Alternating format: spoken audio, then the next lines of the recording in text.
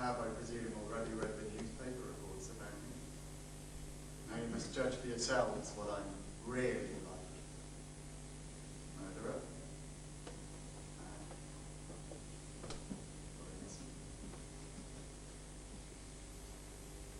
The way I stand, dress, and speak has already given you something to judge me by. You. It seems you've already decided you don't like me. Or am I jumping to harsh conclusions immediately? No, I'm sorry, this is something that none of us can afford to do in the name of justice. For what it's worth, I need you to like me in order to save myself execution in your win. Yes, you'll win. You've come here to decide whether I'm guilty of the murder of 2 young girls and 1 boy. Naturally, I protest my innocence, for I am innocent. I'm sorry. Does that make it difficult on you already? But I'm not going to stand here and admit my guilt. If I did that, surely it would save the need for this hearing, except, perhaps, to assess my state of mind. Sane.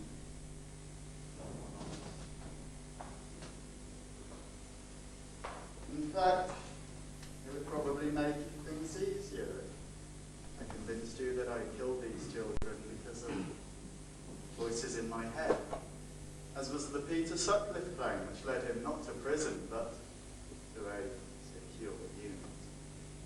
But then his victims were mainly prostitutes, so some of the prudish members of you will probably consider him justified in his actions. Another group of you will probably even consider Jeffrey Dahmer justified in his actions, because his victims were homosexual men. Indeed, even if you don't wholly agree with these people's actions, is it not true that some of you at least sympathize with them? But weren't these people victims themselves of childhood cruelty or torment? This, apparently, makes their actions more understandable, and they receive a more lenient sentence than they would have had they declared their interest a fascination for the act of murder. Imagine the power these men must have felt. In Sutcliffe's case, they dragged the screaming woman into a hedge, knowing that the screams could be heard by passers-by, dragging her by the hair, and then with full force, hitting her in the face, until the adrenaline in the veins made her freeze in fear, agony, anticipation of the inevitable. Tears the skimpy horse knickers away, and then lowering her to the ground by the hair, manfully enters her. She, at this stage, too frightened to resist, crying, praying an end to the torture. Then, finished strangling her. Imagine how he felt as he stared at her tear-stained face, letting her think a terrifying worthy of revenge. He may have readjusted his clothing, just to allow her a few seconds to live. Maybe even to a few steps back, just to allow her time to think. Nothing in her life could ever be so bad anymore. And then, in his size 7 shoes, stabbed on her chest until her ribs splintered into her lungs, and finally, and this is the best bit, his favourite weapon. Ball-bearing hammer. And hits her. Again. And again. And again! Her poor body is taken apart. And she dies. Reeking with violence.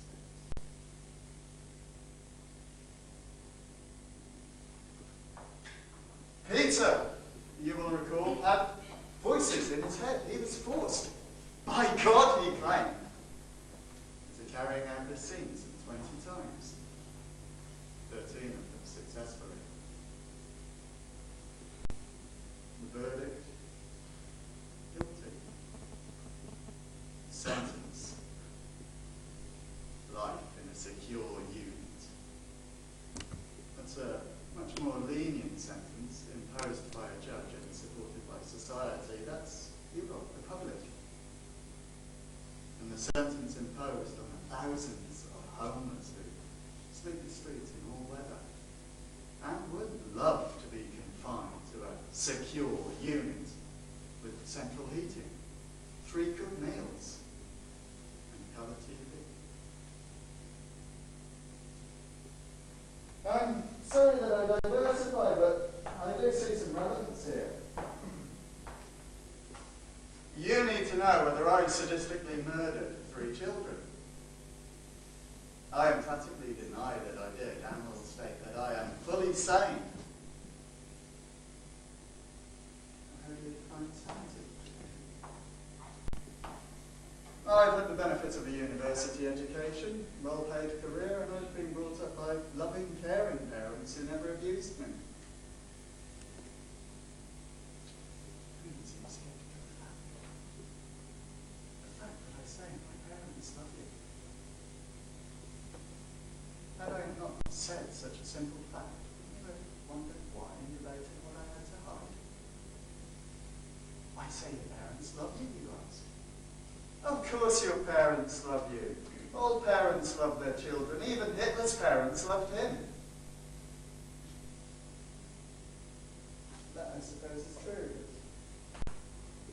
How can I convince you of my stability when you even question me, stating that my parents love me?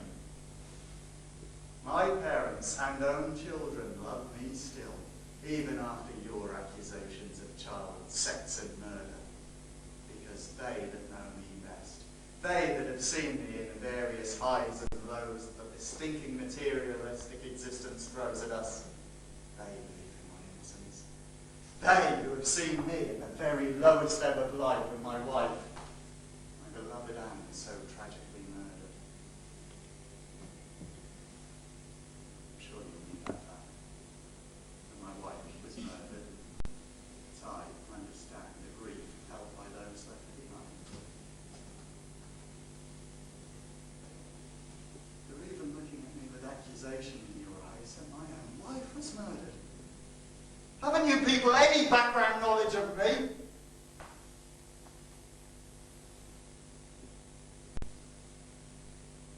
Anne, while out to collect the takeaway, brutally murdered and to come back to me. The biggest regret of my life is that I sent her out so I could watch the boxing. If I hadn't, she must have been.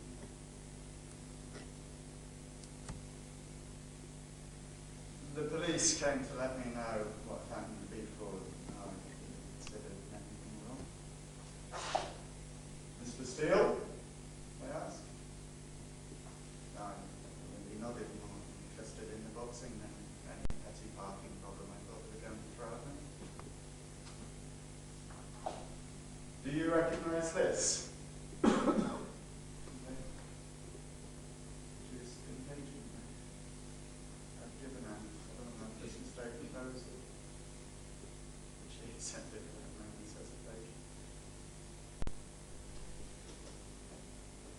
We really were in love. I answered, yes, it's my wife's, thank you, and continued to watch the boxing.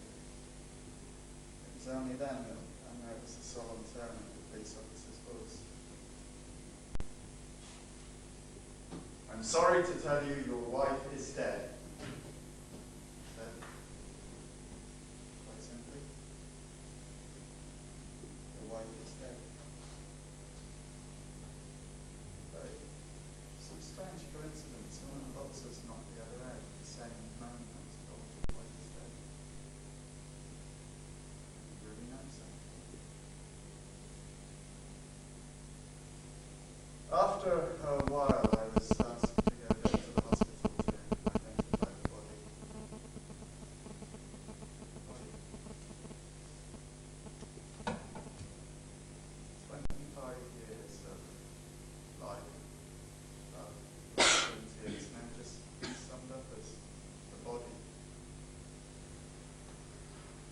I was led down a long corridor and into a small room where on a long flat surface lay a figure covered with a sheet. The policeman held me firmly by the arms. A delicate young nurse eased back the sheet from me.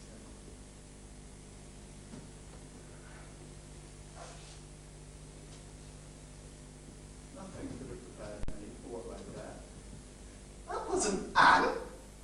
Anne had been fair-skinned with small brown freckles on her nose and eyes that sparkled with life as they had since that Christmas Day proposal. What lay there was a figure with one lifeless eye staring up at the nurse, the other eye swollen closed. The whole freckled nose had all but vanished down the pale fragments of bone showed through the congealing blood.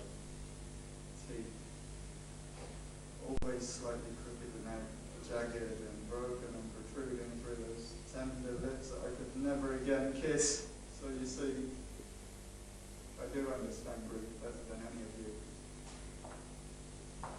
Excuse me.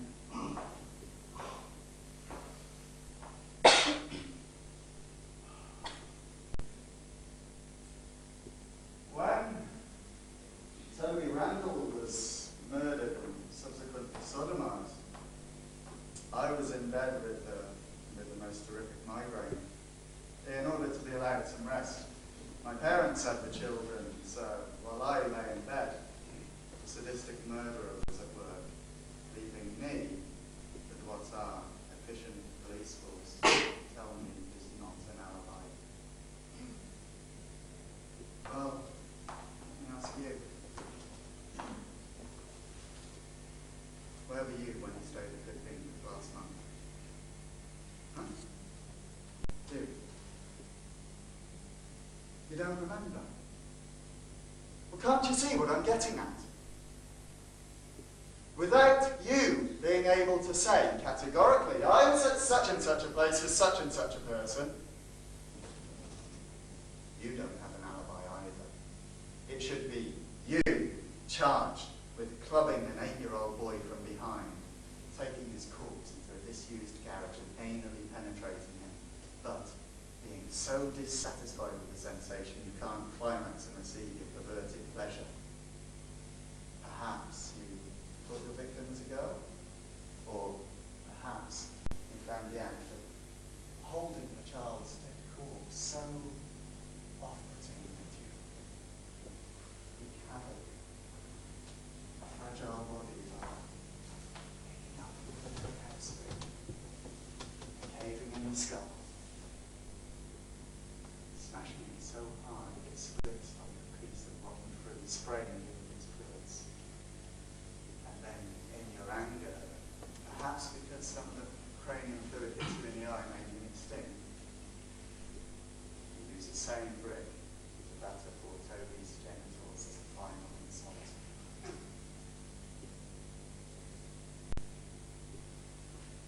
Yes. Look over hearing the details once. The same details I've been forced to listen to 100 times.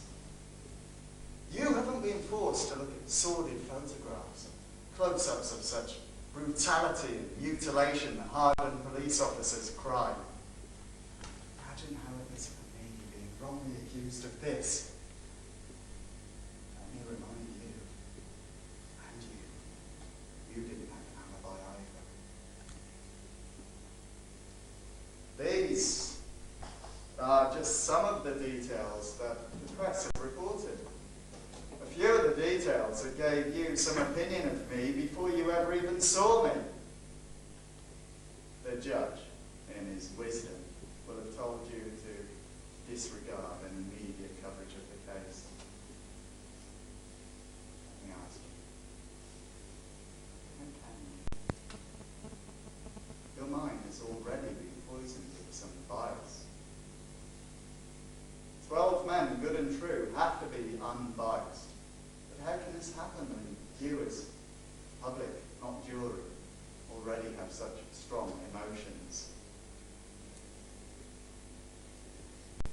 I have much more I would like to say in my defence, but our superiors sat there amongst you have limited my time with you harshly. Therefore, I must now leave you